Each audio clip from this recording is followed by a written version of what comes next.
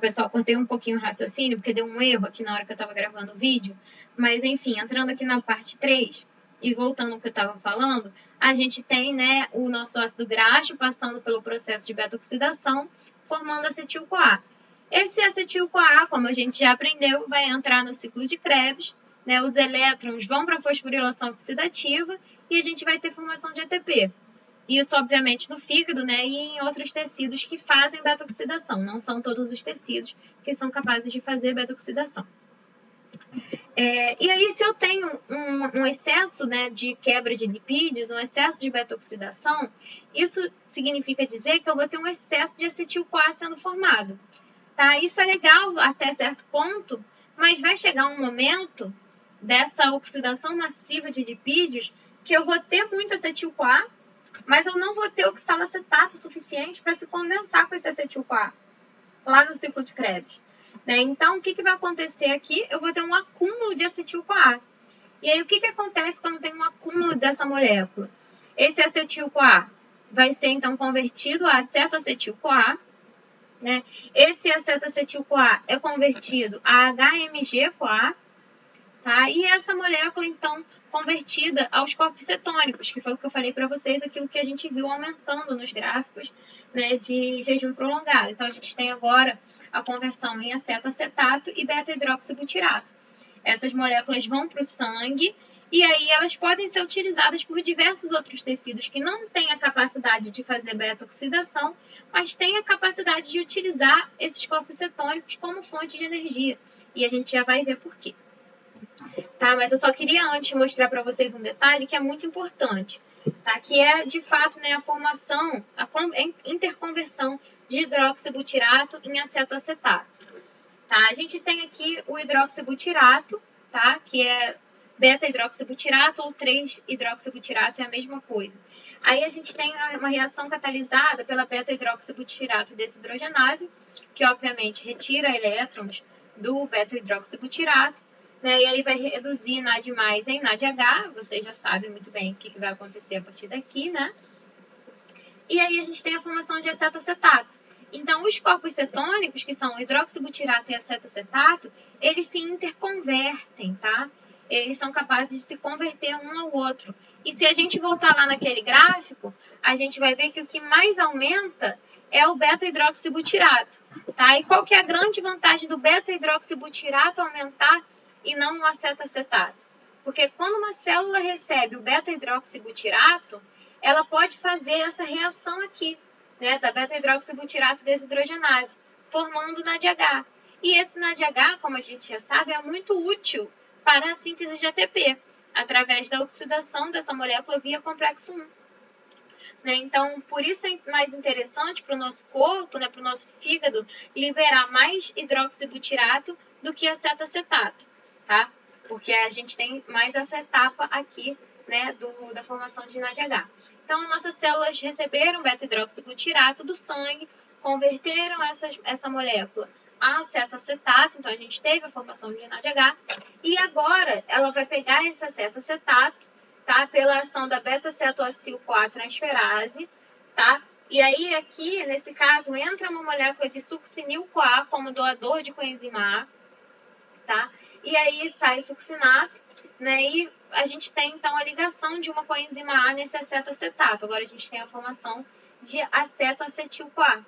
E esse acetoacetil-CoA aqui vai ser convertido, né? Vai ser quebrado aqui em duas moléculas de acetil-CoA pela tiolase, né? Através da entrada de uma outra molécula de coenzima A. Tá? Então, a gente tem, a partir de uma molécula, né, de corpo cetônico, seja de hidroxibutirato ou de acetoacetato, a formação de duas moléculas de acetil-CoA. Tá? E aí, esse acetil-CoA vai ser utilizado, né, por várias células, né, para a obtenção de ATP. Ele vai entrar no ciclo de Krebs e vai fazer todo aquele caminho que a gente já conhece.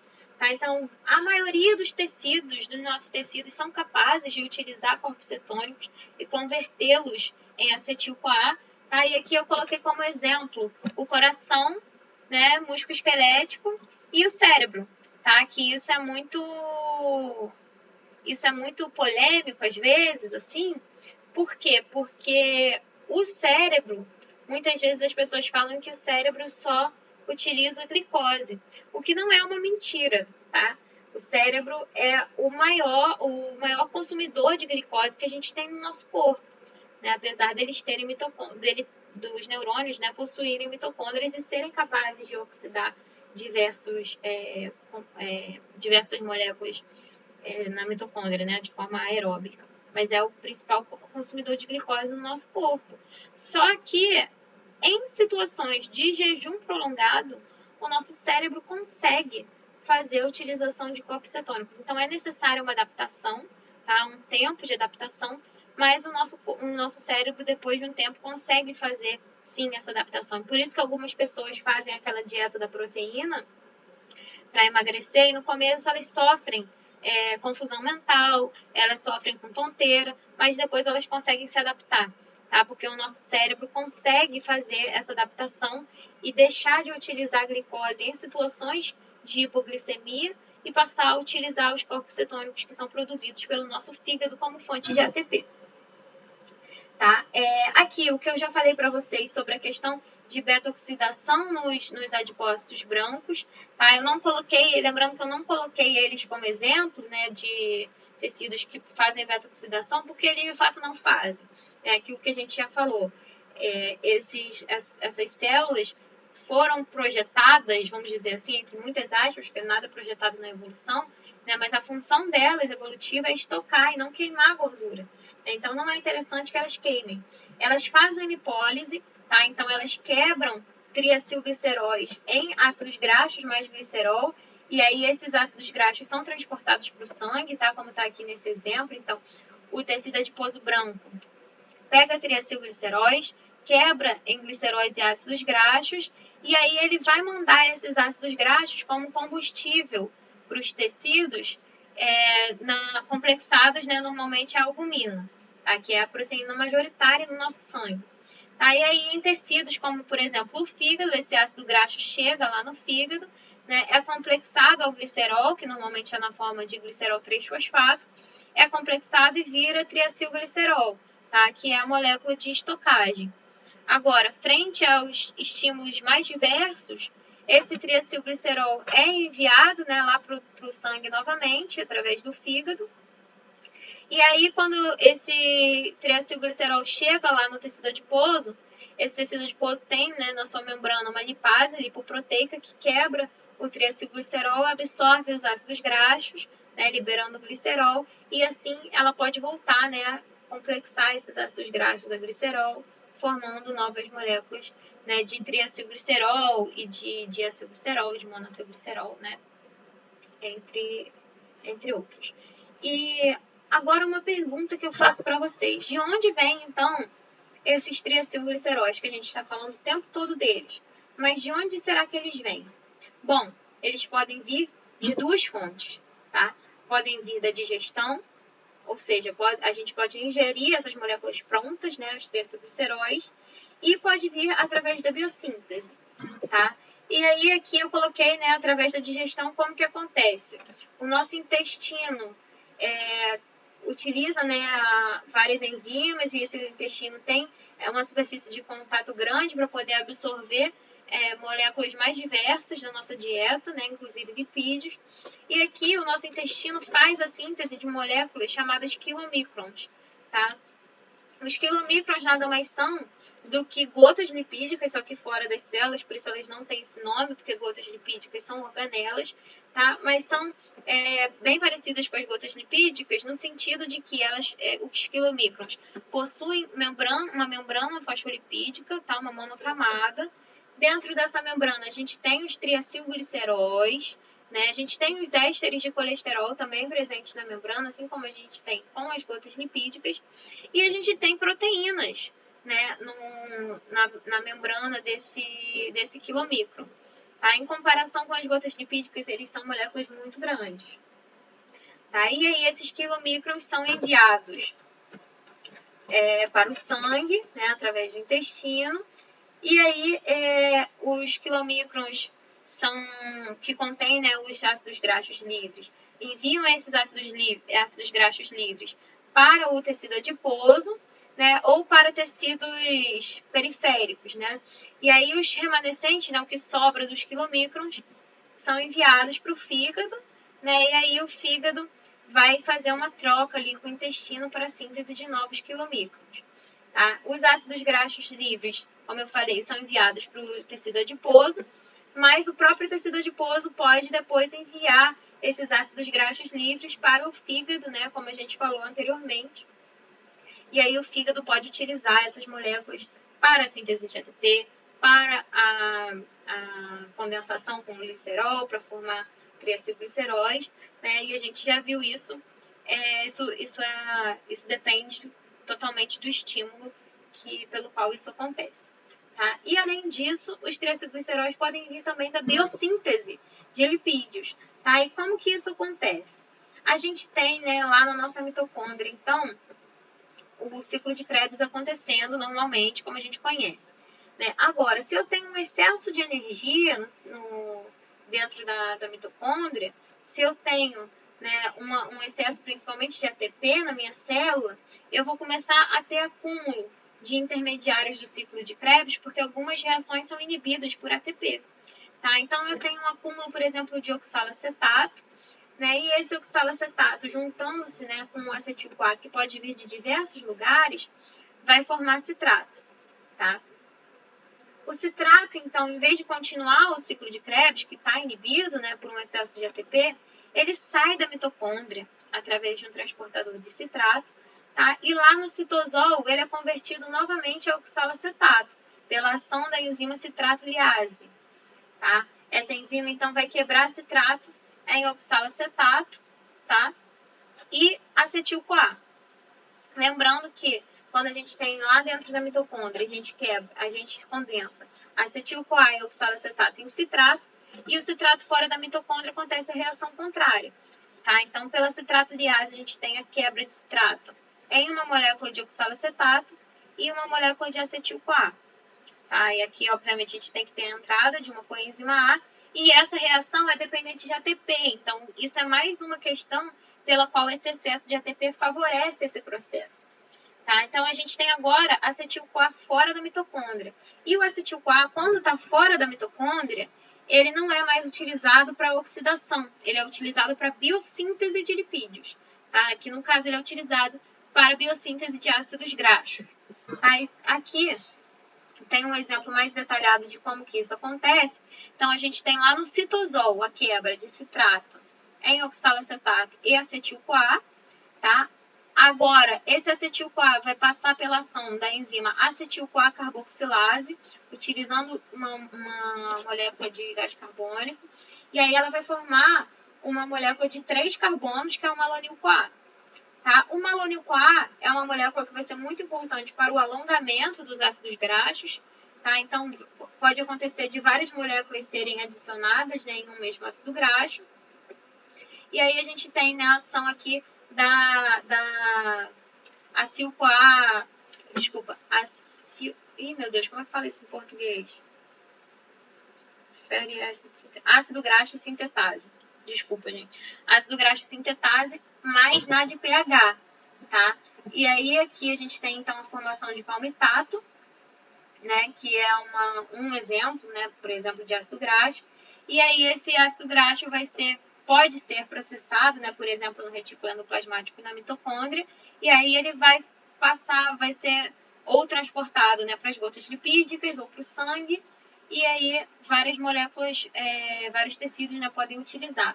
Agora, uma coisa que a gente tem que destacar aqui é que a reação dessa enzima ácido graxo sintase, ela precisa de NADPH, tá? E que não é a mesma coisa que NADH. É uma molécula parecida, mas é uma outra molécula. Então, eu preciso que no citosol eu tenha fontes de NADPH. Vocês se lembram lá quando a gente falou da fermentação lática, que às vezes na glicólise a gente tinha uma produção excessiva de NADH, né? E a gente precisava de uma molécula para reciclar NAD mais para que a glicólise continuasse acontecendo. Agora, no caso da biossíntese de ácidos graxos, é um pouquinho diferente, porque a gente precisa de uma quantidade boa, né, de NADPH, né? Então a gente precisa de processos que vão fazer a síntese desse NADPH lá no citosol para que a nossa célula consiga utilizar, né, e fazer assim a biossíntese de lipídios. E existem duas vias majoritárias que fazem a síntese de NADPH. São elas a ação da enzima málica e a via das pentoses. E a via das pentoses acontece normalmente quando nós temos excesso de glicose, tá? E aqui eu coloquei o esqueminha completo, é o mesmo esquema que a gente viu anteriormente, então não se assustem, só que antes ele estava só na metade aqui, tá? Até o oxalacetato. E aí o que acontece? A gente tem aqui, né, o citrato saindo da mitocôndria, sendo quebrado pela citrato-liase em acetil-CoA e oxalacetato, e agora esse oxalacetato é convertido a malato no citosol pela ação de uma enzima chamada malato desidrogenase. Tá? Essa enzima vai reoxidar NAD no citosol, tá? Então ela vai pegar NADH, NAD reduzido do citosol, que está sendo produzido, né, quando a gente tem um excesso de glicose, por exemplo, né, a gente tem a glicólise acontecendo, então a gente tem muito NADH, tá? Então além da fermentação, a gente tem essa outra reação aqui da malato desidrogenase, que reoxida NAD no citosol, tá? Mas enfim, a gente tem a síntese de malato aqui no citosol, e o malato pode seguir dois caminhos aqui. Esse malato pode entrar de volta na mitocôndria, tá? E aí ele passa, né, continua o finalzinho do ciclo de Krebs, ou preferencialmente, o que acontece em situações em que a biossíntese de lipídios está sendo estimulada, é que esse malato é convertido a piruvato por ação da enzima málica, tá? Então, o piruvato é o produto final da glicólise, né? Mas além de ser produzido pela glicólise, ele também pode ser produzido através dessa reação aqui da enzima málica. E aqui, olhem que interessante, essa enzima, para fazer essa reação, utiliza NADP+, e converte esse NADP+, em NADPH, tá? Então, agora eu tenho NADPH para trabalhar, né, continuar a minha biossíntese de lipídios, que eu não tinha antes, tá? E aí esse piruvato vai entrar normalmente na mitocôndria, que é o mesmo caminho canônico de sempre, né? E na mitocôndria ele vai ou ser convertido a acetil-CoA novamente, ou quando a gente tem um excesso de acetil-CoA, o piruvato é carboxilado pela ação da enzima piruvato carboxilase, né? E forma oxalacetato. Tá? Então, na biossíntese de lipídios, quais são os pontos chaves aqui nesse esquema? A gente tem o ciclo de Krebs sendo engarrafado, então o citrato não continua no ciclo de Krebs, ele sai da mitocôndria, né? Lá no citosol, ele é quebrado pela reação inversa ao que acontece com ele na mitocôndria, então a citrato-liase vai quebrar esse citrato em oxalacetato e acetil-CoA. O acetil-CoA vai ser utilizado lá para a síntese de ácidos graxos, que é essa via aqui, mas só que ele precisa de NADPH para fazer o ácido graxo, né? E quem fornece esse NADPH, aqui nesse caso, nesse exemplo que está aqui, é a reação da enzima málica, conversão de malato em piruvato, tá? Então a gente tem aqui a síntese de NADPH. Mas existe uma outra via, como eu falei para vocês, que é a via das pentoses. Se a gente tem um excesso de glicose e a gente tem por algum motivo, né, um excesso, um engarrafamento da glicólise, ou um excesso mesmo da produção de glicose 6-fosfato, essa glicose 6-fosfato é desviada da glicólise para a via das pentoses. Então aqui a gente tem, né, a glicose 6-fosfato e a gente tem a conversão dessa molécula em 6-fosfogliconato. Tá? O que isso implica? Tá? Isso implica que a gente tem agora aqui a redução de NADP+, em NADPH. Então, eu já tenho a produção de uma molécula de NADPH através só de uma reação aqui da via das pentoses. Tá? Mas essa via não acaba aqui. O 6-fosfogliconato pode ser convertido a ribulose 5-fosfato, formando mais uma molécula aqui, tá? De NADPH. Tá? Aí a via das pentoses pode parar aqui, então a ribulose 5-fosfato pode ser novamente convertida a glicose 6-fosfato, ou ela pode continuar, tá? E aí, falei certo. E aí a ribulose 5-fosfato pode ser convertida a ribose 5-fosfato, né? Que se vocês se lembram lá do bloco 1, esse é um precursor dos nucleotídeos. Tá? Então a via das pentoses é importante sim para a biossíntese de lipídios, né, pela questão da formação de NADPH, mas ela também é importante para a biossíntese de nucleotídeos. E isso não é coincidência, né, gente? Uma célula precisa fazer nucleotídeos, né, precisa fazer DNA em situações que ela tem muita energia, porque é uma situação que ela vai se reproduzir, né? Então, ela só vai se reproduzir se ela tiver uma energia suficiente para aquilo, né? Então, se eu tenho um excesso de energia, eu tenho, sim, a via das pentoses acontecendo, eu vou ter a biossíntese de lipídios sendo favorecida por várias questões, entre elas a produção de NADPH pela via das pentoses, mas eu também tenho, né, através dessa via, o favorecimento da produção de nucleotídeos, tá? Que vão dar origem lá aos nossos ácidos nucleicos, tá? Agora, a última pergunta que eu faço é o que dita se as células vão fazer lipólise ou se elas vão fazer lipogênese? A gente viu os dois processos aqui, a gente viu como que os dois acontecem, né? Então, a gente viu como acontece o metabolismo de lipídios.